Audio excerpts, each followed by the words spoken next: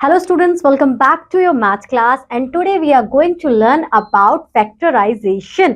अब मैम ये फैक्टराइजेशन क्या है? फैक्टराइजेशन में हमें कुछ नहीं करना। अभी तक हम जो ये स्क्वायर रूट, क्यूब रूट, जितने कुछ में भी जब हम एलसीएम लिया, हमने जो भी हमारे नंबर्स है, जो कुछ भी आया, हमने उनके फैक्टर्स बनाए ना कि आपको 2 का फैक्टर्स बनाना है, आपको 3 का फैक्टर्स बनाना है। सिमिलरली आपको यहाँ पर भी करना है। सबसे पहले हम एक एग्जाम्पल समझेंगे, उस एग्जाम्पल से बहुत सारी चीजें हमें क्लेरिफाई होती रहेंगी। फॉर एग्जाम्पल अभी आपके पास है 12, ओके अगर मैं 12 का एलसीएम निकालती हूँ तो मेरे किस किस मतलब मुझे अगर ये देखना हो कि 12 किस किस से डिवाइड हो जाएगा, तो 1 से हो जाएगा, 2 से हो जाएगा, 3 से हो जाएगा, 4 से हो जाएगा, 6 से हो जाएगा, 12 से हो जाएगा, as I no.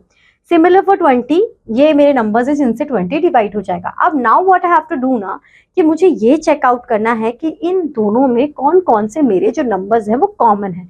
For example 1 1 2 2 4 and 4, तो ये 3 नंबर जो हैं ये 3 मेरे कॉमन है। ये जो 3 कॉमन है इन्हें हम कहते हैं कॉमन फैक्टर्स, ठीक है।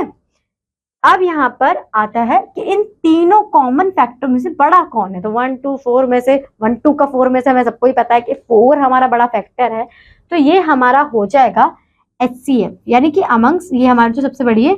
तो हमें क्या देखना है कि HCF 12 एंड 20 इज 4, तो हमें इसका आंसर मिल गया।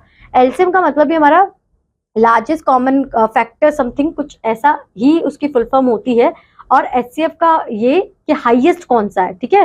अब यहाँ पर हमने देखा कि जो 4 है वो 12 एंड 20 का एचसीएफ है, ठीक। तो हमें ये चीज समझ में आ गई, ठीक है मैम, ये कॉन्सेप्ट तो हमें समझ में आ गया। Next what we have to do, अब ये इतना सिंपल होने वाला नहीं है। 20 13 14 ऐसे नंबर्स नहीं मिलेंगे, बड़े बच्चे हो चुके हो तो वेरिएबल्स के साथ आएगा। वेरिएबल्स के साथ कैसे आएगा? वेरिएबल्स के साथ कि वही जो एबीसीडी छोटी क्लास में पढ़ी थी ना, अब वो यहाँ पर भी थोड़ी सी हो जाए। तो अगर आप यहाँ पर ध्यान से देखोगे तो 4a + 9b 4a - 9b, how can you represent this number? 4 4 16a square, 9 9 81b square. तो आपने इसे इस तरीके से रिप्रेजेंट कर दिया। ये तो तब भी एक इजी फॉर्म है, फर्दर अभी और भी थोड़ा थोड़ा लेवल हम easy to moderate to difficult करेंगे, बट ज्यादा कॉम्प्लिकेटेड नहीं होगा, ठीक है। एक अच्छा चैप्टर है, टाइम इन्वेस्ट किया तो अच्छे नंबर आ सकते हैं, ऐसा कुछ कॉम्प्लिकेटेड नहीं है। अब यहाँ पर 12xy है, इसके हमें फैक्टर्स फाइंड आउट करने। फैक्टर्स फाइंड आउट का मतलब क्या है कि 12 को हमें और भी सिंप्लीफाई करना है। तो कैसे कर सकते हैं? देखो, इसे करने का बहुत इजी तरीका है। एक्स वाई का हम कुछ नहीं कर सकते, ठीक है, उसे किसी से डिवाइड ही नहीं कर सकते। आपने सिंपल अपना 12 लिया, 12 को आप छोटे से छोटे नंबर से करते चले जाओ। 6 3 1, तो आपके 3 फैक्टर्स आ गए, 2 2 3। अब जो एक्स वाई है उसका तो हम कुछ कर नहीं सकते, तो as it is x multiply by y हमें कर देना है। तो हमें ये चीज समझ में आ गई कि अच्छा ठीक है, फैक्टर्स हमें इस तरीके से फाइंड आउट करने हैं। उसके बाद है factorisation of algebraic expression. Algebraic expressions का मतलब क्या होता है कि जब नंबर्स के साथ वेरिएबल्स भी आने लगे, जैसे कि अभी हमने देखा अभी सिर्फ एक वेरिएबल वाला था, अब हमारे पास थोड़े से पेयर वाले होंगे, तो वहां पर जब हमें फैक्टराइजेशन फाइंड आउट करना है तो उसका मतलब है कि फैक्टराइजेशन इन एल्जेब्रिक एक्सप्रेशंस। अब है find the common factors of 3xy and 6sy। तो 3xy को कैसे कॉमन करेंगे? 3 multiply by x multiply bye y, clear. 6y को कैसे करेंगे? 2 मल्टीप्लाई बाय 3 मल्टीप्लाई y। अब हमें एक चीज देखनी है कि इन दोनों में कॉमन क्या है। 3 कॉमन है, ठीक है, यहाँ पर लिख लेते हैं। y कॉमन है, ठीक है, यहाँ पर लिख लेते हैं। तो 3xy एंड 6y का जो कॉमन फैक्टर होगा वो होगा 3y। ये हमें क्लियर हो गया। आई होप आपको भी क्लियर हो ही गया होगा। अब इसके बाद है find the HCF of this and this. HCF find out अभी हमने करा था ना 12 एंड 20 का, हमें कुछ नहीं करना है। सबसे पहले हमें इनके फैक्टर्स बनाने हैं। फैक्टर्स कैसे बनाएंगे? 2 मल्टीप्लाई बाय 3, ठीक है, यहाँ पर 2 मल्टीप्लाई बाय 3 हो जाएगा। यहाँ पर करके पूरा सॉल्व इन्होंने, हाँ यहाँ पे है, चलो एक बार देख ही लेते हैं। 2 multiply by 3 multiply by x x y y, पहली चीज क्लियर हो गई। अब 8xy, 2 multiply by 2 multiply by 2 multiply by x multiply bye y multiply by y multiply by y। अब मुझे देखना है सबसे पहले इनमें कॉमन क्या है। 2 कॉमन है एक बार, 2 कॉमन है एक बार, x कॉमन है, x कॉमन है, y मेरा 2 बार कॉमन आ गया है। अब मैं सबको जो मेरे कॉमन है ना उन्हें मैं अलग तरीके से अलग लिख लेती हूँ। 2 multiply by x multiply bye y multiply by y। अब इन दोनों में से बड़ा कौन सा है, सारों में से बड़ा कौन सा है आप मुझे बता दो। सबको पता है 2 सबसे बड़ा है, तो क्या है इनका कॉमन फैक्टर 2। HCF क्या है इनका, 2 is the HCF for 6x² and 8xy³ okay. अब सिमिलरली इस केस में भी करना है, थोड़ा सा कॉम्प्लिकेटेड हो गया है, बट आप इजिली पूरा सॉल्व करोगे, स्टेप बाय स्टेप करोगे, आपको आंसर मिल जाएगा। अब यहाँ पर देखते हैं factorisation by finding our common factors. Common factors तो हमें पता है कि अगर 2 नंबर्स दिए हैं, पहला वाला भी उसी से डिवाइड हो जाए, सेम नंबर्स जो होंगे हमारे पास और दूसरे वाले, अब उन दोनों में फैक्टर्स लिखे, दोनों के जो कॉमन है उन्हें उठाया और एक से एक लिख दिया, बस इतना ही तो करना है और थोड़ी ना कुछ करना है। अब यहाँ पर देखते हैं,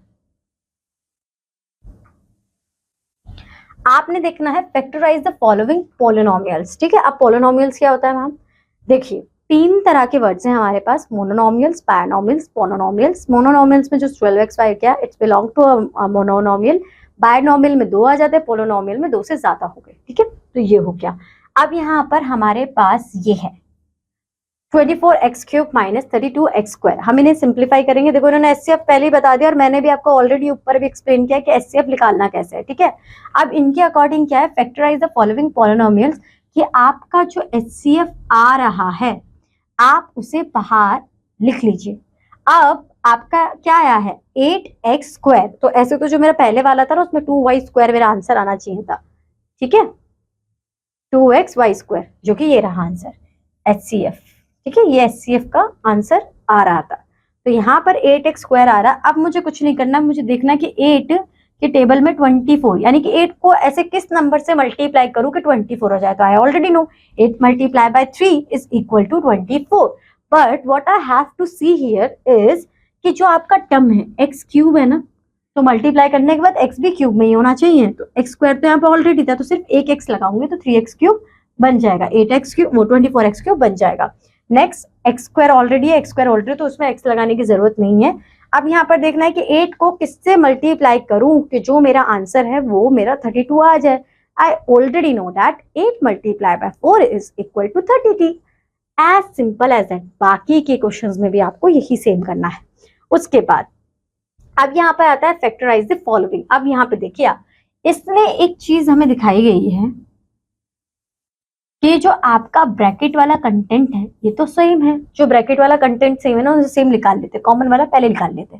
तो अगर मैं इन दोनों को कॉमन अगर कर लेती हूँ, ये मैंने कॉमन लिख लिया, तो बचा क्या बाहर 3x, साइन कौन सा है बीच में प्लस 5a, तो ये मेरे हो जाएंगे इसके कॉमन फैक्टर्स पे। इन्हें इस तरीके से फैक्टराइज कर सकती हूँ। ये क्वेश्चन आपके लिए है कि ये आपको सिंप्लीफाई करना है।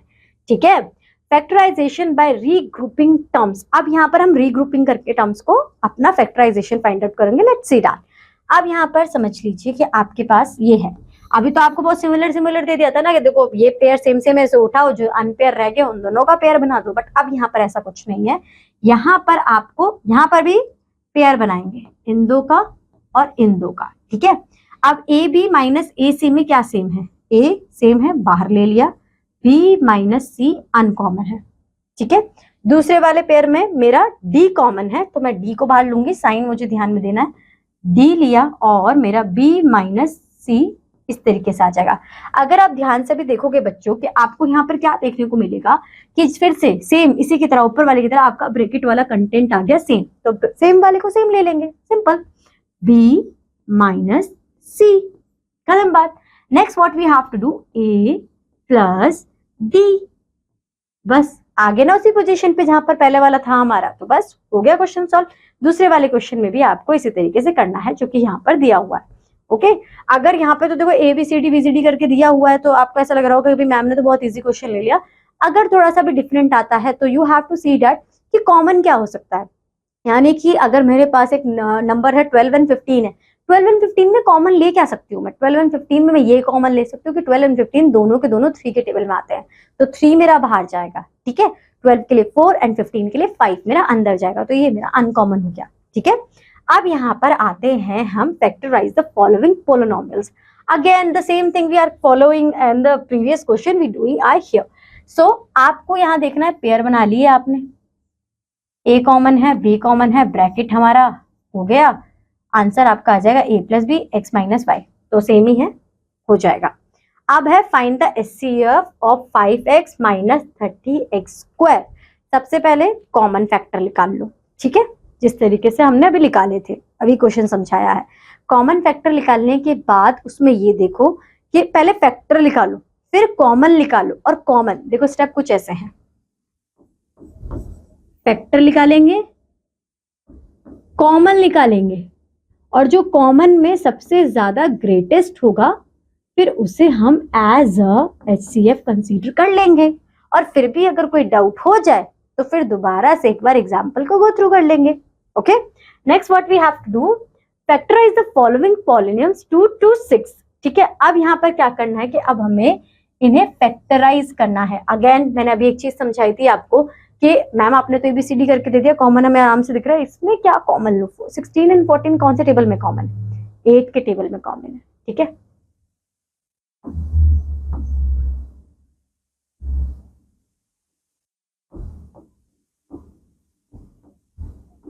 आ गया आपका 8 multiplied by 2 is getting 16x and 8 multiplied by 5 it will get 40। Okay, बाकी के भी आपको ऐसे ही करने हैं। देखो 2 to 6 बोला, यानी कि सारे इसमें यही चीज होगी। फैक्टराइज बाय रीग्रुपिंग, ग्रुपिंग का मतलब पहले इन दोनों का पेयर बनाओ फिर इन दोनों का पेयर बनाओ। ठीक है, एक क्वेश्चन करके दिखा देती हूँ, एक्स वाला कर दूं या ये वाला कर देती हूँ, थोड़ा समझ में भी आ जाएगा कि अगर नंबर्स का आ जाए तो कैसे करना है। ठीक है, अब जैसे मैं इन दोनों का पेयर बनाऊं, 5 और 20 किस टेबल के लिए कॉमन है, 5 के टेबल के लिए कॉमन है, 5 का टेबल मैं बाहर ले लूंगी। ठीक है, x प्लस 5 4 ये हो गया।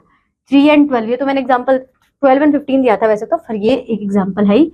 साइन देख लेंगे बच्चे हम, जब हम ग्रुपिंग कर रहे हैं तो साइन का ध्यान रखें, जब प्लस का साइन आ रहा है यहाँ पर भी मैं 3 बाहर ले लूंगी।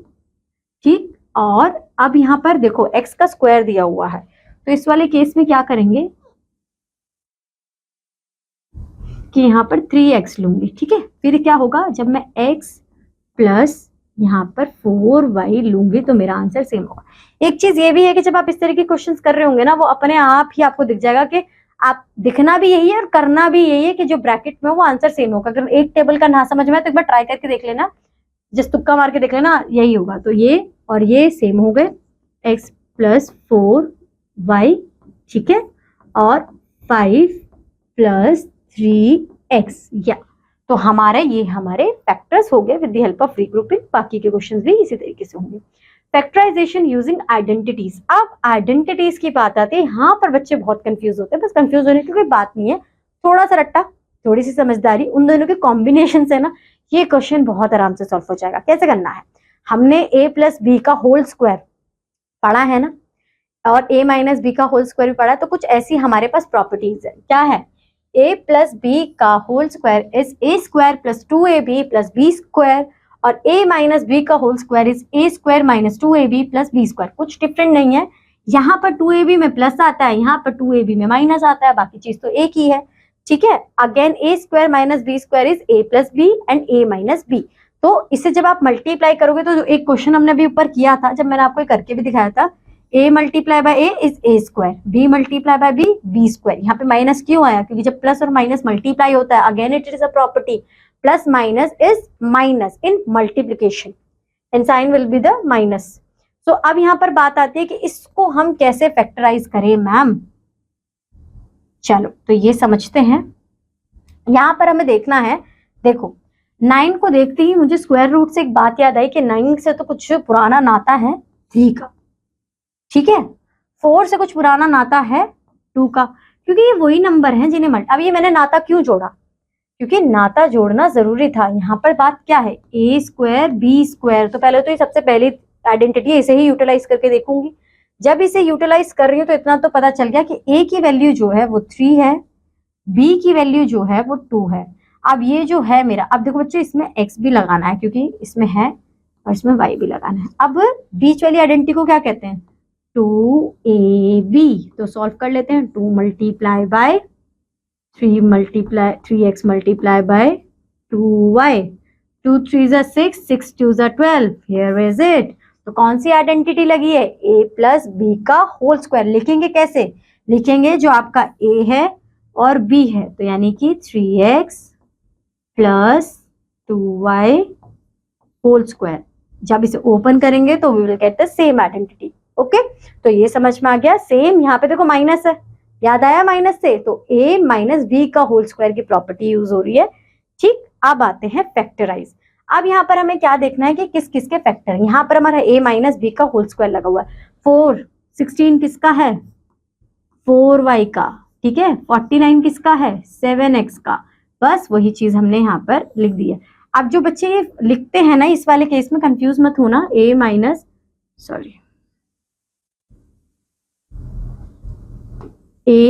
माइनस बी का होल स्क्वायर। इसको ओपन अप करने का तरीका ही यही है, a plus B, a minus B. Okay, अब हमें यहाँ पे क्या देखना है? हमें a मिल गया, b मिल गया, तो हम कुछ क्या करेंगे? 4y plus 7x, 4y minus 7x, बस ये करना है और हमारा आंसर आ जाएगा। तो I hope it's clear. Next जो दो हैं वो भी सेम इसी प्रॉपर्टी को फॉलो अप करेंगे। अब यहाँ पर आता है फैक्टराइज द फॉलोइंग। इसको कैसे करना है? देखो 25 है, 25 स्क्वायर रूट याद करो 5 का है। 1/81, 81 9 का है, तो 1/9 आ गया। कौन सी प्रॉपर्टी यूज हो रही है? ए स्क्वायर माइनस बी स्क्वायर। ए स्क्वायर माइनस बी स्क्वायर हो रही है, तो बस 5 स्क्वायर प्लस 1/9, 5 स्क्वायर माइनस 1/9 कर हम इसे यूज कर लेंगे। ठीक है, तो I hope it's clear to you सारी चीजें। अब इनमें कुछ नहीं करना है, फैक्टराइज द फॉलोइंग एक्सप्रेशंस में। अब देखो एक क्वेश्चन ये देख लेते हैं, यहाँ पर ए स्क्वायर लिखा हुआ है, तो चलो मैं इसे ए ही कंसीडर कर लेती हूँ। भाई मेरी क्या गलती है, तो दिया हुआ ऐसा है। अब 25 को क्या कंसीडर कर लेती हूँ? 5 ही, तो मैंने स्क्वायर रूट से सीख कर आई हूँ। अब मैम ने ये बताया था कि आपको ए की वैल्यू मिल गई जो कि ए ही है, बी की वैल्यू मिल गई जो कि 5 है। आप है ना, आप एक बार 2ab में पुट करके देख लेना बच्चे।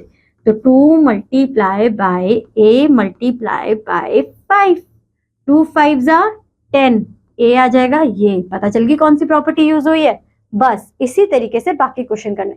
देखो ये यहाँ पर ये स्क्वायर रूट लगे हुए हैं जहाँ पे, इसका मतलब देखते ही पता चल गया कि ए स्क्वायर माइनस बी स्क्वायर की वैल्यू, ये आइडेंटिटी यूज हुई होगी। ठीक है, अब ये काम आपका है कि 98 किसका है, 72 किसका है, 90। अब आते हैं हम नेक्स्ट पर, factorisation of a trinomial using middle term factors. अब मिडिल टर्म फैक्टर से हमें कैसे करना है? मिडिल टर्म फैक्टर्स में थोड़ा सा इंटरेस्टिंग है, थोड़ा सा रिडल टाइप है कि ऐसा कोई नंबर, दो नंबर ऐसे कि दोनों को प्लस करूं तो वो नंबर आ जाए और मल्टीप्लाई करूं तो लास्ट डिजिट आ जाए। मैम ये क्या कह दिया आपने? चलो समझते हैं।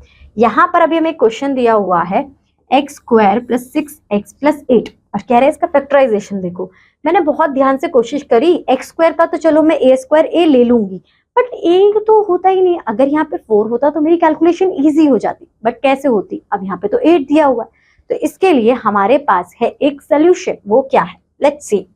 आपने क्या करना है, X square as it is लिखना है, ठीक है, 8 को भी एज इट इज लिखना है। अब जो ये 6x है, अब सोचो ऐसे कौन से दो नंबर हो सकते हैं जिन्हें प्लस माइनस करूं, आप पे है ये, प्लस भी कर सकते हो माइनस भी कर सकते हो, तो 6 आ जाए, और मल्टीप्लाई करूं तो 8 आ जाए। मुझे तो वो दो नंबर याद आ गए। अगर मैं प्लस 2x प्लस 4x करती हूं तो मेरा आंसर आ जाएगा 2 + 4 = 6, 2 मल्टीप्लाई बाय 4 = 8। ठीक है, तो ये क्लियर। अब यहाँ पर क्या करेंगे, जो हमने सीखा था अभी ग्रुपिंग वाले मेथड में, कि इन दोनों का पेयर बना लेंगे। क्या है इन दोनों में कॉमन? x कॉमन है, x + 2। इन दोनों में क्या कॉमन है? 4 कॉमन है, तो x + 2। कॉमन जो अनपेयर्ड है उनका पेयर बना देंगे, x + 4 एंड x + 2। तो I hope it's clear to you. ठीक है, सेम आपको इसी तरीके से करना है। मैम थोड़ा सा डिफिकल्ट हो रहा है, ऐसे कैसे पता चलेगा? जितना ज्यादा प्रैक्टिस करोगे उतना ज्यादा खुद ही पता चल जाएगा। ठीक है, बस तो हमें यही करना है। उसके आगे एक क्वेश्चन और समझ लेते हैं, ये थोड़ा सा डिफिकल्ट लग रहा है। यहाँ पर देखो कि इस तरीके के क्वेश्चन दे दिए जाएं तो ये तो बड़े कंफ्यूजिंग लग रहे हैं, इसमें तो पेयर बनाना भी थोड़ा दिक्कत का लग रहा है। आप यहाँ पर क्या करेंगे कि x - 2y जो है आपका, ठीक है, आप इसे x टेक करोगे। ठीक है, लेट की इसकी वैल्यू जो है वो a है, तो हमने अपने क्वेश्चन से इस पार्ट को तो हटा दिया। ठीक, अब इसके बाद क्या है, अब बच गया हमारा 15 - 8 - 16। अब तो कर सकते हैं ना कि कोई ऐसा नंबर कि प्लस माइनस करूं तो 8 आ जाए और मल्टीप्लाई करूं तो 16 आ जाए। सोचो क्या हो सकता है। तो हमने ये सोचा ओके, यहाँ पर बच्चे अगर हम इस तरीके से भी करेंगे तो ये फर्दर सॉल्व नहीं हो पाएगा। ठीक है, तो हमने क्या करा कि मैंने प्लस माइनस की जगह ये लिया कि मैं मल्टीप्लाई कर देती हूँ। मल्टीप्लाई कैसे कि अगर मैं, क्योंकि कोई ऐसा नंबर आएगा नहीं कि प्लस माइनस करूं तो 8 आए और मल्टीप्लाई करूं तो 16 आए। ऐसा कोई नंबर अभी 8 2 16 ले सकते हो, नहीं है पॉसिबल, और 16 2 8 उसके लिए भी पॉसिबल नहीं है। तो हम क्या करेंगे यहाँ पर, अगर मैं 12 में से मतलब 20 में से 12 माइनस करती हूँ तो मेरा आंसर आ जाएगा 8, बट मैम ये 16 तो आया नहीं। तो हम क्या करेंगे, ऐसे केस में हम इसके प्रोडक्ट की वैल्यू को बढ़ा देंगे। हम देखेंगे कि जो 15 है हमारा, उससे हम 16 को मल्टीप्लाई कर देंगे तो 240 हमारा आंसर आएगा। फिर हम देख, अगर 12 मल्टीप्लाई बाय 20 करो तो 240 आ जाएगा, क्योंकि 12 2 24। तो इस तरीके से हम इसे सॉल्व कर सकते हैं। फिर हम इनका पेयर बनाएंगे। इन दोनों के बीच में क्या कॉमन है, 3 कॉमन है, 5a + 4। इन दोनों के बीच में क्या कॉमन है, 4 कॉमन है, 5a + 4। ये दोनों कॉमन, यहाँ पर आ गए 3a - 4, ये आ गया। अब क्या करेंगे, जो ये x - y की वैल्यू इसे यहाँ पर पुट कर देंगे फर्दर। तो 5 जैसे जैसे इसमें थी क्वेश्चन में 5 आएगा पहले, फिर ये वैल्यू 4 एंड देन ये वैल्यू और फिर 4। तो इस तरीके से हमारा ये क्वेश्चन सॉल्व हो जाएगा। सिमिलरली ये क्वेश्चन भी बच्चे आपको ऐसे ही करना है। अब बात आती है 8.3 की कि मैम 8.3 कैसे करेंगे। यहाँ पे अपना पहला क्वेश्चन देखो, ये a + b² से नहीं होगा, इसमें ना आप देखो कॉम्बिनेशन है, आपको दिमाग लगाना पड़ेगा। अब यहाँ पर हम क्या लेंगे कि अगर मैं x को 2 से मल्टीप्लाई कर दूं तो मेरा 2x² आ जाएगा, बट मुझे तो चाहिए 3x²। मतलब अगर मैं 3 में से 1 को माइनस करती हूँ,